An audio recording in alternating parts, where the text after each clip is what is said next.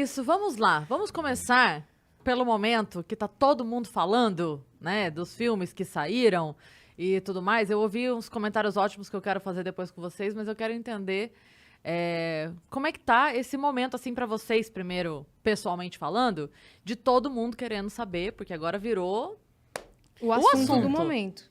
E se torna quase uma obrigação você também ir assistir para poder estar conversando melhor com todas essas pessoas que têm as dúvidas, né? Uhum. Então, nós que estivemos lá em loco, né?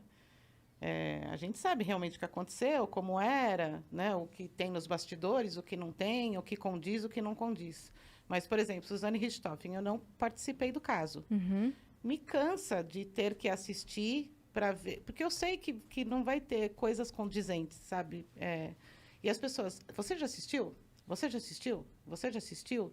E eu gosto de assistir coisas que tragam para mim, me enriqueçam. Uhum. Me enriqueçam, né? Eu fiquei um tanto quanto frustrada com a série da Matsunaga. Eu não estou com Desse caso você participou, né? Você foi a Não, fotógrafa. eu confesso que eu não estou com vontade de assistir Richthofen.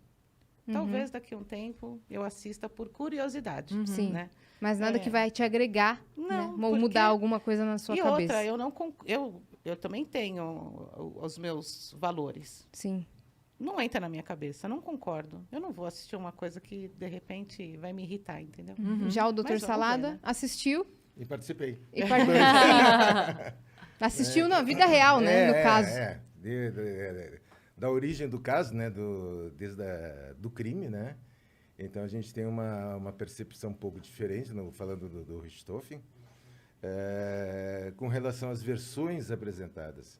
Então, vamos dizer, o filme seguiu as versões apresentadas durante o júri, né? Onde eles já estavam separados e cada um querendo imputar uma culpa maior no outro, né?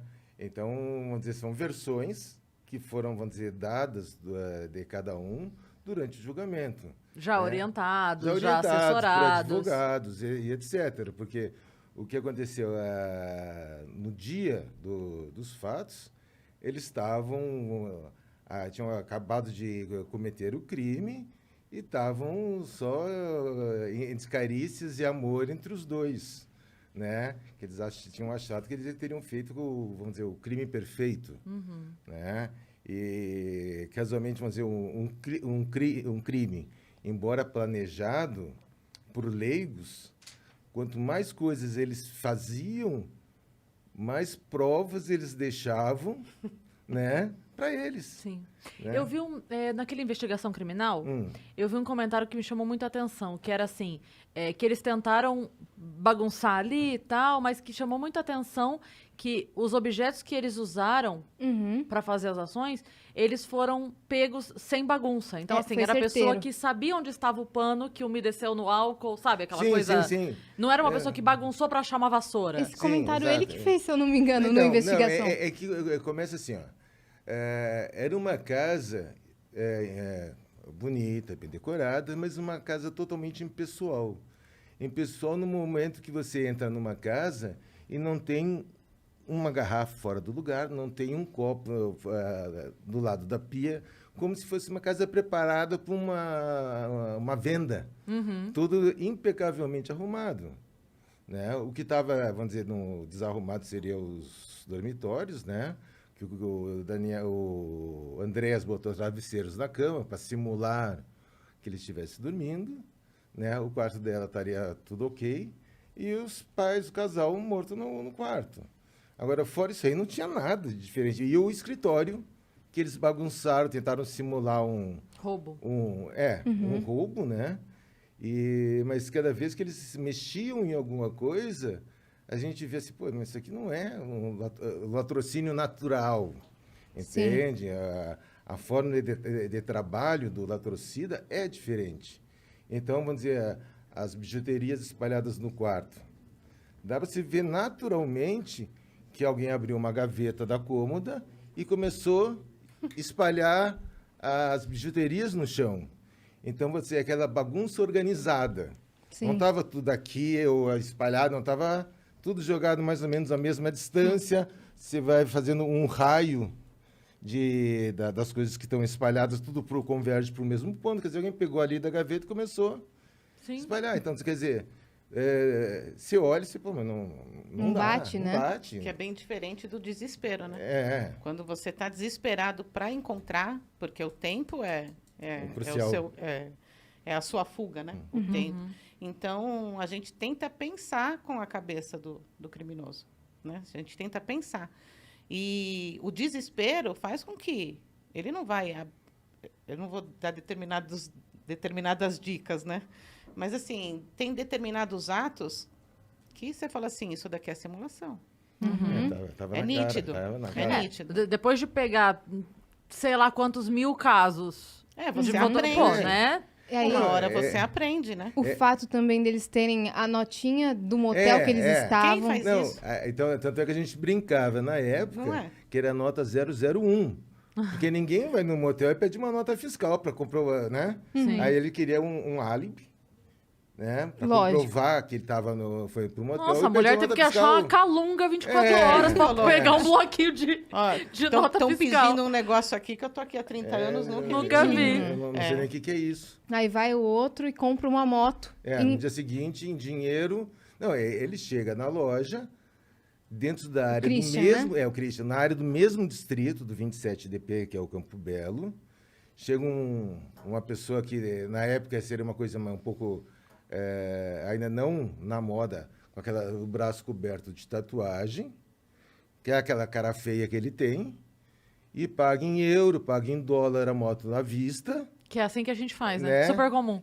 Isso, E ainda chega, paga e põe, tranquilo, né? põe no nome dele, porque ele foi com um amigo, não põe na moto no nome dele, não põe no meu.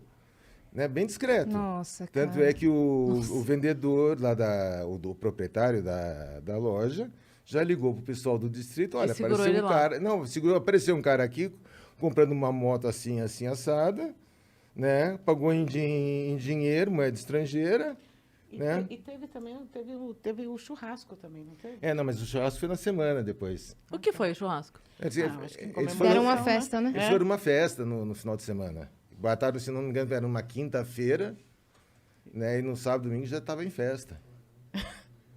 É inacreditável, É. né? Você estava de plantão na noite do crime? E aí Sim, você foi sim. acionado? É assim, quer dizer, como é que funciona? A gente tem uma escala de plantão, que lá é 24/7. Então, normalmente a gente faz ou plantão de 12 ou de 24 horas. Né? Casualmente, eu estava num plantão de 24 horas, por volta das 6h30 da manhã, eu estava em Parelheiros. Para quem conhece São Paulo, Extremo Parelheiros, 25 do DP, extremo sul de São Paulo. Né? E ligaram para a delegada e falaram, olha, tem um local com um casal morto dentro de casa. Né? Então, as informações eram muito sucintas. Até hoje é meio sucinta, né? A gente recebe uma mensagem, não informa assim, o padrão, não informa nada. Né? E a gente chegou na Zacarias de Góes, vinha ali pela Água Espraiada, né? a espalhada. Aí, tanto é que a gente dobrou a esquerda, achando que fosse... A esquerda tinha algumas comunidades, né, na época. E a gente achou, olha, se for ali na comunidade, a gente já estava 24 horas de plantão. Tá todo mundo cansado. Aí, pô, vamos passar para a equipe que está entrando às 8 horas, o pessoal vai ter o dia inteiro para trabalhar, vai estar mais descansado do que a gente. Aí a numeração não bateu, aí fomos para o outro lado, né, para a direita. E aí chegamos lá, já tinha imprensa na porta. Já tinha aquelas caminhonetes de imprensa. Né? Aí a gente, ferrou, vamos... Aí eu tinha uma previsão, olha, antes da meio-dia a gente não sai. Eu saí lá com o trabalho interno da casa, eu saí 5 horas da tarde. Nossa. Né? Então, vai dizer, praticamente das 7h30 da manhã até as 5 da tarde. Aí, E, na verdade, você já estava de plantão desde as 8 outro horas do dia. dia do dia anterior.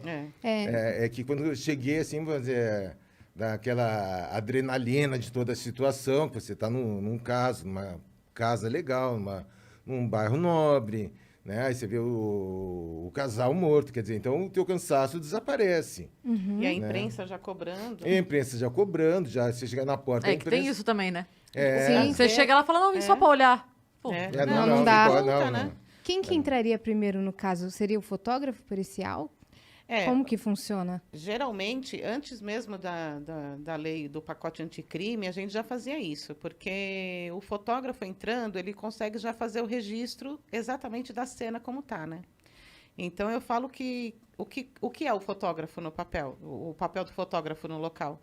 Eu sou os olhos de quem não está no local e precisa estar, que vão ser os promotores, os juízes, lá na frente.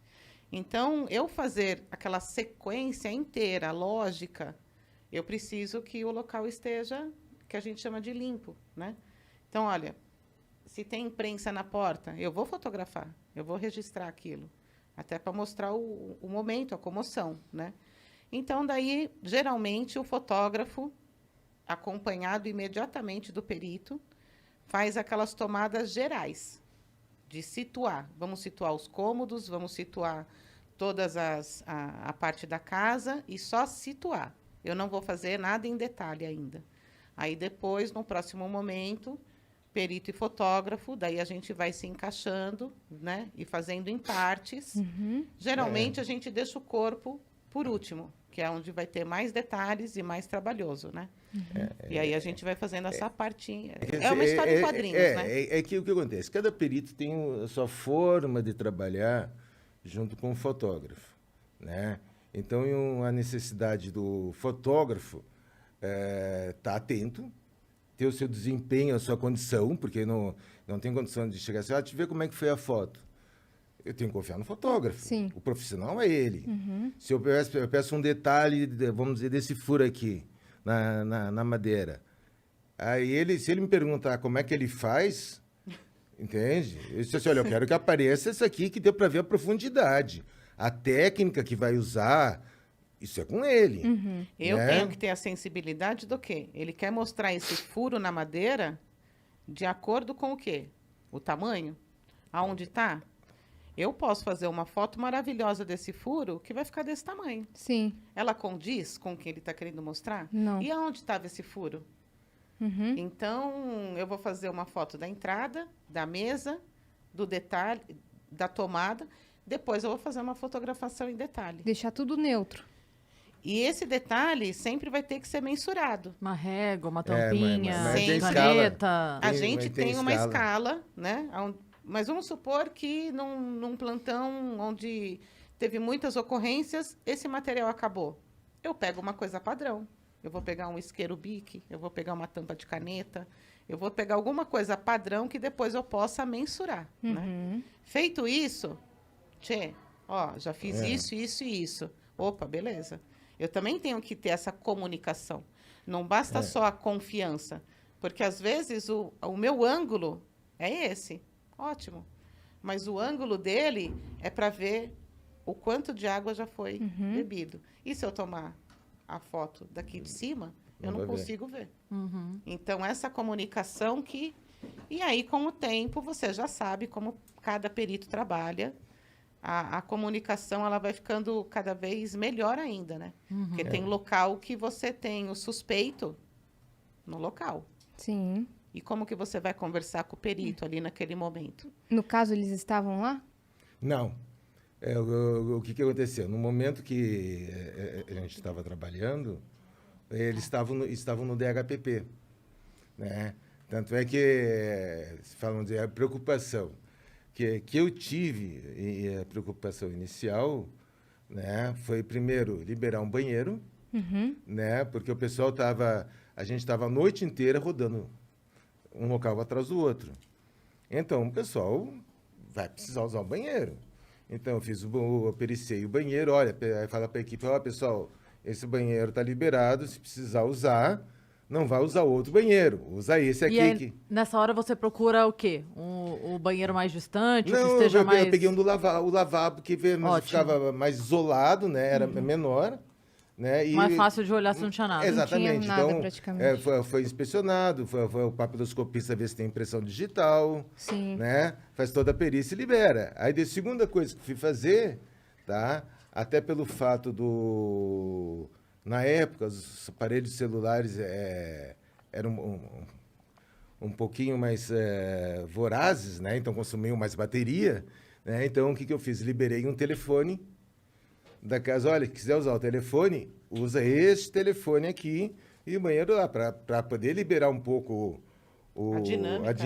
A dinâmica. Tanto é que as coisas iam acontecendo no local e o diretor toda hora ligando para falar comigo. A pressão é difícil. Né? Para ver o que está acontecendo, o que eu achei, como é que estão as vítimas, qual foi o instrumento utilizado. Então, tinha um telefone que eu poderia usar tranquilamente. Certo. Né? Então, isso aqui, todo local você faz isso? Não. A gente tem que ter um bom senso da situação, né? E buscar. A gente, conforme a situação, a gente tem a liberdade de fazer o que achar necessário primeiro, né? Mas vale do bom senso de cada um. Pode ser que um perito diga assim, não vou fazer o banheiro, cada um vá no jardim. Poderia, né? É o jeito dele de trabalhar. É o jeito dele trabalhar, né? Mas o meu, eu tive eu acredito que foi um bom senso, né? Dentro dessa situação.